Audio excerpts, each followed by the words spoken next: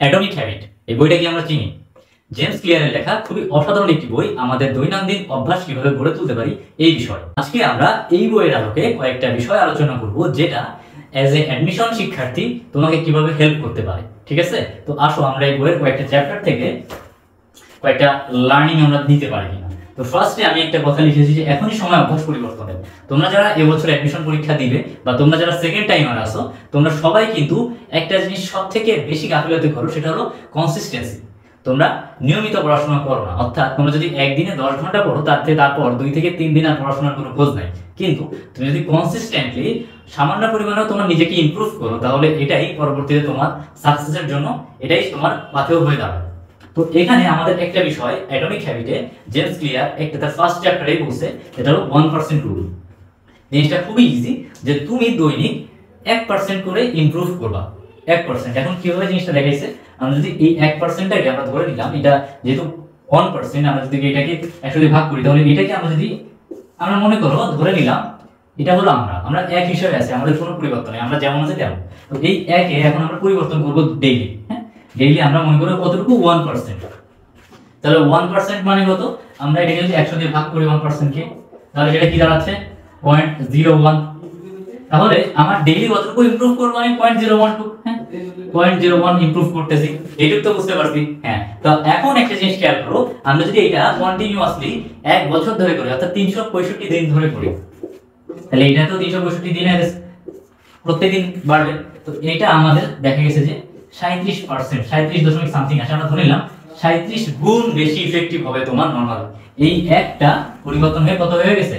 37 হয়ে যাবে। 37 এক বছরে শুধুমাত্র এই যে 0.01 মানে 1% পরিবর্তনের ক্ষেত্রে তুমি 37 গুণ বেশি ইমপ্রুভ করতে পারতেছো। এখন এটা কিভাবে তোমরা আসলে, এটা তো আমরা বুঝলাম, কিন্তু কিভাবে আমরা করব, যে আমরা ডেইলি ধরে মনে করো যে আমরা যদি একটা করে ভোকাবুলারি শিখি, একটা করে ভোকাবুলারি শিখলাম, ঠিক আছে, একটা নতুন ওয়ার্ড শিখলাম, 365 দিনে আমরা 365টা শিখতে পারতেছি। এটা কত বড় একটা ইমপ্রুভমেন্ট, এটা বোঝা যাচ্ছে।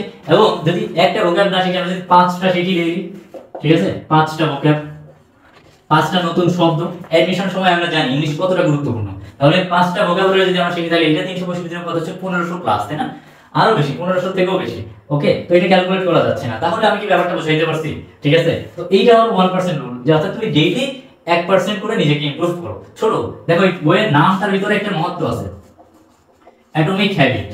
এখানে অ্যাটমিক বলতে কারণ অ্যাটম মানে হলো ক্ষুদ্র অংশ, একদম ক্ষুদ্র, অর্থাৎ ছোট ছোট পরিবর্তনই আমাদের বড় একটা সাকসেস নিয়ে আসবে। ওকে, তো how can you build up a habit, তুমি কিভাবে আসলে তোমার এই অভ্যাসটা গড়ে তুলবে। এখানে আমি একটা বিষয় বলবো, যে অভ্যাস গড়ে তোলার ক্ষেত্রে তুমি বড় কোনো গোল সেট করো না, তুমি জাস্ট ছোট একটা গোল সেট করো। যেমন যে ডেইলি তুমি মনে করো যে ঘুমানোর আগে মনে করবে আমি যখনই ঘুমাবো সারাদিনে যা করছি আমি 10 মিনিট রিভাইজ দিব, এই একটা হ্যাবিট হয়ে গেল।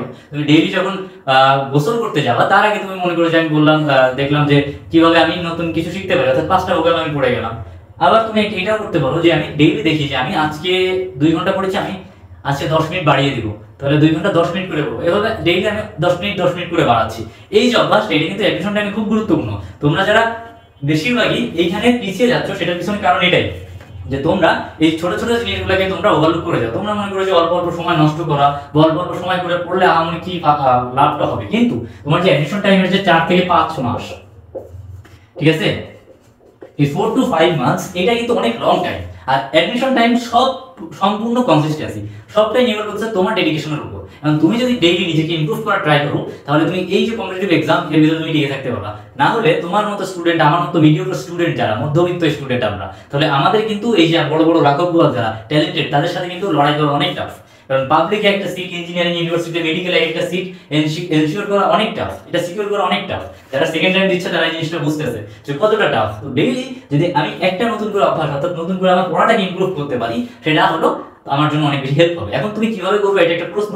তো এই জন্য আমি তোমাদেরকে হেল্প করতে পারি, তোমরা জাস্ট আমাদের এই ভিডিও নিচে কমেন্টে তোমরা আমাকে আমাদের হ্যাবিট এই শব্দটা কমেন্ট করো, ঠিক আছে, অ্যাটমিক হ্যাবিট বা হ্যাবিট এটা লিখলেই হবে। হ্যাঁ, হ্যাবিট বা system which one you like, যে কোনো একটা ওয়ার্ড আমরা ধরে নিলাম হ্যাবিট। হ্যাঁ, তোমরা হ্যাবিট কমেন্ট করো, আমরা তোমাদেরকে মোটামুটি একটা আইডিয়া দেওয়ার ট্রাই করবো যে কিভাবে তুমি এটা বিল্ড আপ করতে পারো, এবং প্ল্যানিং এবং কিভাবে করা যায় এই বিষয়ে আলোচনা করবো। তো how to increase your efficiency, এটা আমি বললাম যে তুমি কিভাবে তোমার এই যে কর্মদক্ষতা, তোমার কাজের ভিতরে যে প্রয়োজনীয়তা, কিভাবে তুমি তোমার কাজটাকে আরো বেশি এফিশিয়েন্ট, আরো বেশি দক্ষ করে তুলতে পারো। এটার পিছনে একটা কারণ হলো যে আমাদের কনসেন্ট্রেশন। আমরা একটু মনোযোগ যদি দিয়ে থাকি, একটা কাজ যদি খুব মনোযোগ দিয়ে করি আমরা, তাহলে কিন্তু আমরা খুব সহজেই সেটা অল্প সময়ের ভিতরে কমপ্লিট করে ফেলতে পারবো। এইখানে এইটাকে একটা টার্ম আমরা বলতে পারি, এটাকে আসলে বর্তমান টার্মে বলা মেটা লার্নিং, ঠিক আছে? তো মেটা লার্নিং এ কি হয়, মেটা লার্নিং এর ক্ষেত্রে তুমি কি করো, খুব দ্রুত কোনো কিছু শিখতে পারো। এইখানে একটা বিষয় আছে, আমি একটা ওয়ার্ড শুনছি যে লার্ন হাউ টু লার্ন, কিভাবে শিখতে হয় এটাই শিক্ষা দরকার, তাই না?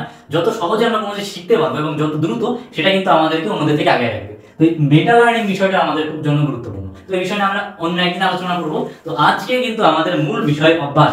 অ্যাডমিশন টাইমের খুবই সন্নিকটে, এক্সাম 6 তারিখে শেষ হয়ে যাওয়ার পর 17 তারিখে আছে, ভিতরে টাইম শুরু হচ্ছে অ্যাডমিশন টাইম। যে যত দ্রুত শুরু করবে সে তত আগে থাকবে, ঠিক আছে? 4 থেকে 5 মাস প্রপার পড়ার জন্য পাবে। এরপরে এক্সাম গুলো শুরু হবে, তখন এক্সামের চান্স হবে না, ডিপ্রেসিং লাগবে, বাড়ির লোকজনের গালাগালি, এত কিছু ভিতরে পড়া হবে না। এই 4 থেকে 5 মাস যেখানে এক্সাম নাই, কোনো প্রেশার নাই, এই 4 থেকে 5 মাসই তোমার মেইন পড়ার সময়। এর পরবর্তীতে এক্সাম, প্যারা, এইগুলো অনেক কিছু, এত কিছু দিয়ে হবে না, ঠিক আছে? তখন পড়া প্রপারলি হবে না। তো যা করতে হবে এই 4-5 মাস, ঠিক আছে? তো এই 4-5 মাসের ভিতরে তুমি কিভাবে তোমার পড়াকে আরো ইমপ্রুভ করতে পারো, সেটা হলো আমরা একটু তোমাকে আইডিয়া দিলাম, সেটা হলো হ্যাবিট বিল্ডিং এর মাধ্যমে। আর সেটা জেমস ক্লিয়ার তার এই অ্যাটমিক হ্যাবিট বইতে লিখে রয়েছে। তোমরা কি করতে পারো, এই যে অফলাইনে তোমরা কিন্তু এই বইটা পড়ে ফেলতে পারো। কিছু কিছু এই টাইপের যে আমাদের যে সমস্ত সেলফ ইমপ্রুভমেন্ট টাইপের যে বইগুলো আছে, এগুলো পড়লে আমরা অনেক কিছু শিখতে পারবো। হ্যাঁ, এইখানে আমরা একটা আমি কথা শুনছিলাম যে সব থেকে সহজে মানুষ চিট কোড বলা হয়, তাই না? সহজে যে অন্য মানুষের সাকসেস কিভাবে নিতে পারে, বই পড়ার মাধ্যমে। কারণ একজন সাকসেসফুল মানুষ, সে অনেক বাধা বিপত্তি পার করে কিন্তু সে আজ ওই সাকসেসের পর্যায়ে পৌঁছেছে, ওই শিখরে পৌঁছেছে। এবং সেও তার টোটাল যে লাইফের যে এক্সপিরিয়েন্স, সেটা কিন্তু একটা বইয়ের ভিতরে লিখেছে। এবং তুমি জাস্ট একটা বই পড়ার মাধ্যমে, অর্থাৎ 2 থেকে 3 দিন ম্যাক্সিমাম লাগে যদি কমপ্লিটলি পড়া হয়, ফোকাস করে 2 থেকে 3 দিন পড়ার মাধ্যমে তার টোটাল লাইফের এক্সপিরিয়েন্সটা তুমি পেয়ে যাচ্ছ। তাহলে তুমি ওই ভুলগুলো করতে পারবে না। তাহলে এইগুলো হলো বই পড়ার মধ্যে অনেক বড় একটা হেল্প।